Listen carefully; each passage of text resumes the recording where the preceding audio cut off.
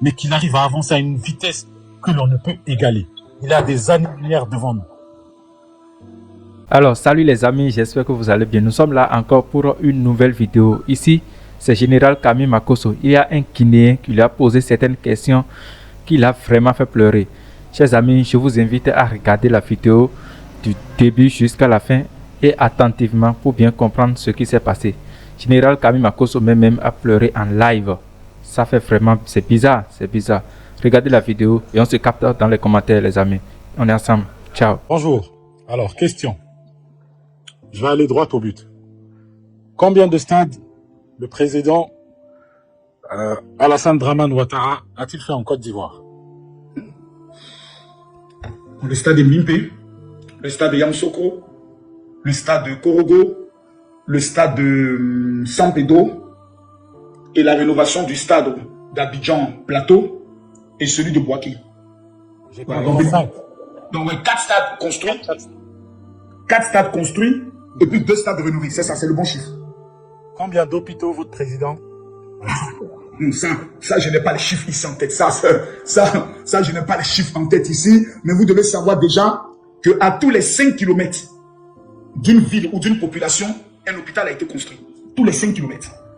Nous avons des CHR dans les grandes villes. Je prends un exemple, par exemple, San Pedro, où il n'avait pas de CHR. Nous avons, avec tout l'équipement moderne, vous avez avec des chambres VIP, avec baignoire. En Côte d'Ivoire, maintenant, ça existe. Avec tous les équipements de pointe, de dernière génération, IRM, scanner, mammographie, comment on appelle ça, c'est comme les radios, c'est comme on dit, on fait les radios, mais portables. C'est-à-dire, quand tu es malade au niveau de ton lit, c'est portatif, on vient de faire tout, nous les avons maintenant. Nous avons le nouveau CHR de Boaké, le CHR de Katiola qui n'existait pas, le CHR de Korogo et autres. En matière des hôpitaux, on peut dire que le président Alassane Ouattara aujourd'hui est le champion de toute catégorie confondue. Et même pire encore, Yopougon, qui était la grande commune avec plus de 2 millions d'habitants, le CHU a été totalement renouvelé et il est en train de construire un nouveau CHU qui sera le plus grand CHU de toute l'Afrique de l'Ouest au niveau d'Aboboga. Est-ce que le président Alassane Dramane Ouattara, dans toute l'Afrique de l'Ouest confondue durant son régime, vous pensez que c'est lui qui, au niveau infrastructure, a plus développé son pays? Ouais, le premier c'est le président Alassane Ouattara et puis ensuite vient le président Patrice Talon. Et puis après le Sénégal, parce que le Sénégal, eux, ils ont fait pour eux sous le président Ouad. Et puis après la Côte d'Ivoire, puis le relais. Au niveau de la Côte d'Ivoire, on ne peut même pas discuter. Je vous donne un exemple simple. Il y a une ville en Côte d'Ivoire qu'on appelle Jacquesville. C'est une grande île, un endroit paradisiaque exceptionnel. Pour rentrer dans cette île, qui a plusieurs milliers d'habitants, on était tout le temps obligé d'utiliser une bague. Les grandes bagues, on met des bateaux, plutôt les véhicules hautes, pour traverser l'eau. Il n'y a que le président Alassane Ouattara qui était capable de mettre le pont. En Côte d'Ivoire, le président Oufé a construit 2 ponts. Le pont de Gaulle, le pont Oufé-Boigny. Parce que Abidjan est coupé en 2. Il y a Abidjan qui va vers le Ghana et il y a Abidjan qui va vers, je peux le dire, le nord du pays. Le président Alassane Ouattara a construit 3 ponts. Le pont Henri Konan Bédié, le pont Ado et le nouveau pont de Yopougon. C'est Alassane Ouattara qui l'a fait. En matière de développement, il n'y a même pas de débat. C'est-à-dire, il n'y a même pas de débat. Je dis bien, il n'y a même pas de débat. Avant, pour arriver à Korogo, quand tu prenais le cas à 6 heures, c'est peut-être avec 18 heures tu vas arriver. Aujourd'hui, tu prends ton véhicule. En 7 heures de temps, tu es à Korogo. Tu quittes à 6 heures, tu arrives à 13 heures ou 14 heures. Ça, ce sont des choses qu'on n'avait jamais vécues. Est-ce qu'en 15 secondes, vous pouvez me parler de l'économie de votre pays? Aujourd'hui, l'économie de notre pays est la 2e au niveau de l'Afrique de l'Ouest. Et la 5e la plus dynamique au niveau de l'Afrique tout entière. Aujourd'hui, l'économie de notre pays, avec les nouvelles découvertes du gaz et du gisement baleine, qui est le pétrole que nous avons découvert au niveau de Javille, positionne la Côte d'Ivoire sur au moins 100 ans, dans une sécurité financière totale. Ok. Ce qui fait en sorte qu'aujourd'hui, sur le plan social, il y a près de 300 000 familles qui reçoivent des Orange Money chaque mois afin de pouvoir payer de la nourriture et pouvoir subvenir aux besoins des enfants. D'accord, d'accord. Maintenant, la dernière question est la plus importante. Vous venez de me citer les exploits du président de votre pays. Comment m'expliquez-vous qu'un président actuellement en Afrique, parce que je prends toute l'Afrique confondue, je peux prendre le monde même, arrive à développer son pays à une telle allure, mais il y a une bonne partie de son peuple qui ne veut quand même pas de lui au pouvoir? Parce que pendant des années, pendant 17 ans, on a voulu nous convaincre et on a mis dans notre tête que cet homme n'est pas un vrai Ivoirien, qu'il est un Burkinabé. Et l'Ivoirien, dans son orgueil le plus pire, ne peut jamais accepter qu'un Burkinabé le commande. Parce que nous estimons dans notre fierté que nous sommes 2 fois plus civilisés, plus hier, plus éduqués, plus condamnés, plus connaisseurs que les Burkinabés. C'est un peu qu'on méprise depuis qu'on est petit. Donc voir un homme disant de ce peuple devenir notre président, c'est la plus grande insulte qu'on peut faire aux Ivoiriens. Voici comment ils l'ont stigmatisé. Ils ont douté, ils ont mis une nationalité doutée sur lui, afin que le peuple ivoirien ne puisse pas l'accepter. Donc peu importe ce qu'il fait, on touche toujours ce côté pour dire c'est pas un vrai Ivoirien. C'est pas un vrai Ivoirien. À part cette manipulation, personne ne peut faire reproche à Alassane Ouattara sur sa gestion. Personne, tous reconnaissent qu'ils ont travaillé, qu'il a travaillé. Mais c'est ce petit côté de sa nationalité qu'ils ont instrumentalisé pour nous amener à le haïr. Donc ce n'est pas une question de on ne veut pas autour de son bilan, c'est une haine. C'est la haine qu'ils ont alimentée. Deuxième élément, les pasteurs ont joué un rôle capital dans cette haine.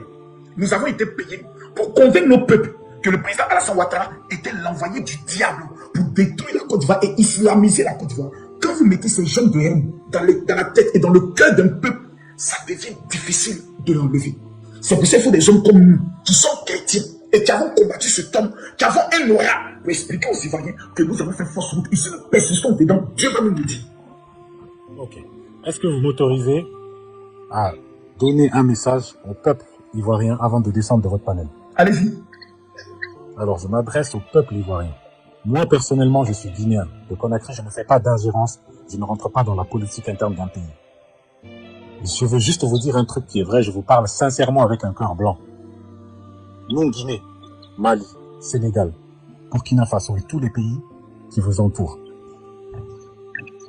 Ce que nous souhaitons, c'est vous dépasser. C'est faire mieux que vous. Pourquoi? Parce que vous êtes un exemple.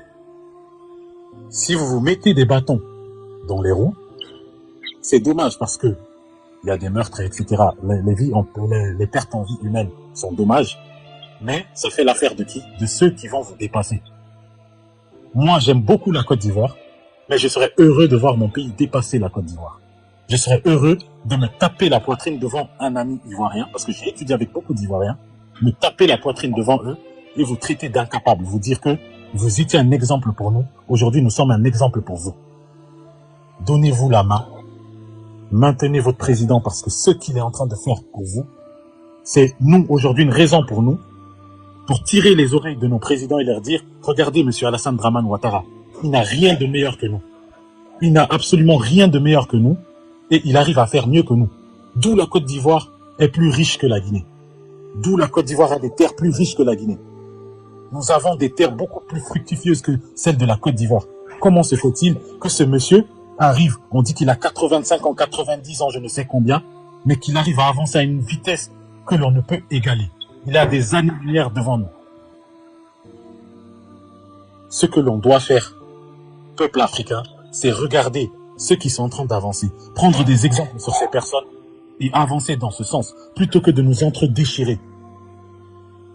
Nous nous tuons à petit feu. C'est ridicule de voir des Ivoiriens vouloir la chute d'un homme qui est en train de faire de leur pays ce que aucun président en Afrique actuellement n'arrive à faire. Que Dieu bénisse la Côte d'Ivoire, que Dieu vous grandisse, que Dieu vous protège. Merci mon frère. Merci. Que Dieu te bénisse. Malheureusement, nous venons d'apprendre qu'au niveau de Bonois, 2020 n'a pas conseillé des gens. Un jeune de 22 ans, l'avenir de sa mère, l'avenir de sa famille, peut-être qu'il allait devenir électricien, pilote, footballeur, vient de perdre la vie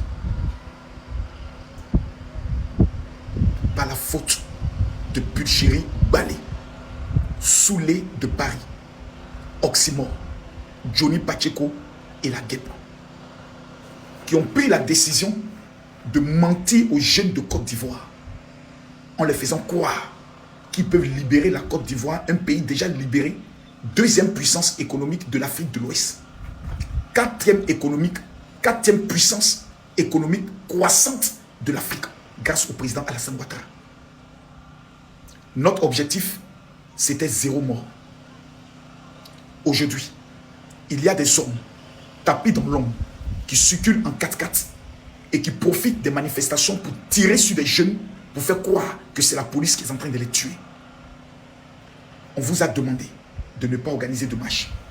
C'est parce que l'État avait déjà reçu des informations que des gens allaient profiter de vos marches dans le but de s'aimer le désordre et prendre le soin de prendre vos vies et sacrifier vos vies pour pouvoir réaliser un coup d'État. Quand on parle, personne n'écoute. Et c'est quand même étonnant de voir que des jeunes de 22 ans qui, lorsque la Côte d'Ivoire a connu la guerre, n'avaient que 7 ans, qui n'ont rien vu, mais dont leurs parents les laissent sortir pour aller affronter la mort. Puis le chéri Balé, que le sang de cet enfant te poursuive pour le restant de ta vie. Et vous savez ce qu'ils vont faire? Ils vont prendre la mort de cet enfant pour faire de ça un instrument politique. Leur objectif, il est clair. Essayer de créer le chaos dans les rues, tuer quelques manifestants pour faire croire à l'opinion internationale qu'Alassane Ouattara est en train de tuer les Ivoiriens et essayer de révolter l'armée, essayer d'utiliser le Burkina pour frapper un coup d'État à partir du Burkina. Mais cela n'arrivera pas parce que c'est déjà perdu d'avance. Kémy Séba a déjà donné l'itinéraire, le programme. Nous allons créer le chaos dans les rues et ensuite nous allons frapper. Je vous ai prévenu que si le Burkina Faso arrive à entrer en Côte d'Ivoire avec leurs 80 000 VDP, il y aura 25 000 morts en Côte d'Ivoire. Les jeunes, j'ai une question à vous poser. Vous sortez au juste pourquoi? Le président Alassane Ouattara a créé en Côte d'Ivoire ce qu'on appelle le guichet des financements des projets des jeunes. Le président Alassane Ouattara a construit 5 universités, ce que personne n'a pu faire. Vous sortez pourquoi? Quand nous on avait votre âge, on n'avait rien. À 22 ans aujourd'hui, des jeunes comme vous avez chez vous un petit studio, une petite famille. Nous on n'avait rien. Ce jeune qui est mort aujourd'hui, les responsables qui ont tué ce jeune, Soro Kibafori Guillaume, Madame Balé, Soulé de Paris, Johnny Pacheco, l'unique Baker, Oxymore, Nina, sans oublier Soulé de Paris. Vous n'avez pas encore compris que vous n'êtes que du bétail. Ils s'en foutent de vos vies. En 2004, quand nous on sortait, on avait 26 ans. On a tué des gens. L'armée française a tué au niveau de l'Hôtel Ivoire. Qu'est-ce qui est devenu ces morts, ces familles? Rien. En 2011, ceux qui sont morts, qu'est-ce qui en est venu? Rien. En 2020, ceux qui ont mis le mur de Beaunois, qui sont peut-être tombés, qu'est-ce que sont devenus leurs familles? Rien. Vous ne serez que des moutons de sacrifice. On dit, le 25 octobre, si vous voulez sanctionner le président Alassane Ouattara, allez voter Simone Babo ou Jean-Luc Bion. Voici votre seule initiative. Mais j'aimerais dire à tous les jeunes de Côte d'Ivoire qui savons d'où nous sommes quittés et ce que nous vivons maintenant, je vous demande pardon. Les gens de l'AES veulent détruire notre pays. Des opposants irresponsables, à cause de eux, leur intérêt personnel, sont prêts à brûler ce pays. Si vous refusez que la Côte d'Ivoire brûle, le samedi 18, à partir de 8 h, tous les jeunes, le président de la République, Alassane Ouattara, va nous donner un mot d'ordre à partir de 8 h au stade Félix Houphouët-Boigny. À Boboga, je suis d'Abobo. Je lance l'appel à tous les jeunes d'Anyama, tous les jeunes de Beaunois, tous les jeunes de Bondoukou. Laissons Bondoukou. Je prends Bassam, je prends Dabou, je prends Jacquesville, je prends Yopougon, je prends Poboué. Je vous en supplie. Ce samedi-là, il n'y a pas de travail. On descend à la mairie d'Adjamé et on commence à marcher jusqu'au stade de Houphouët-Boigny. On va montrer au monde entier que nous, là, on refuse d'être les moutons des sacrifices de notre génération. Tous les étudiants, le président Ouattara a fait dissoudre la FESI qui vous empêchait de pouvoir évoluer dans vos vies. Le samedi, là, enlevez la peur dans vos cœurs. Montrons au monde entier que nous avons choisi la paix. Et l'homme qui nous garantit la paix depuis 15 ans s'appelle Alassane Ouattara.